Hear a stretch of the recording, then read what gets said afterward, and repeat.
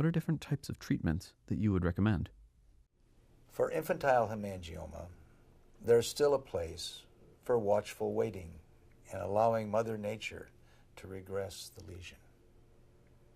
And that advice probably applies to most infantile hemangiomas, because they're tiny little lesions that are going to grow to small size and are going to involute to leave minimal residual findings. More and more over the last 10 years, we've become more active, proactive in treating infantile hemangiomas. We now have available drugs that can be used, either given by mouth on a daily basis, or in some instances, agents can be injected into the hemangioma to slow down its growth. Nevertheless, there's still a place for surgical intervention in hemangiomas, not only in its proliferative phase, but also in its involuting phase and final involuted phase. But surgical procedures should only be undertaken by surgeons who are very familiar with the natural history of hemangiomas and surgeons who are, if you will, focused on the best ways to operate on these lesions.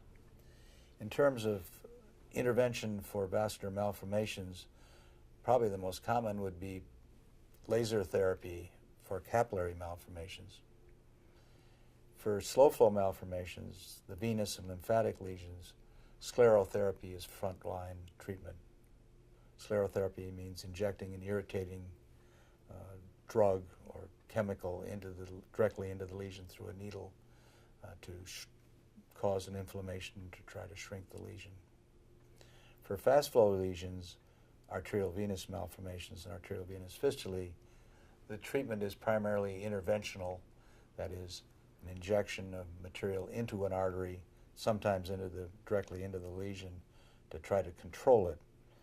There is a place for surgical resection in both fast flow and slow flow malformations. But again, this sort of surgical intervention has to be done in a interdisciplinary setting and done by surgeons who are very familiar with vascular anomalies.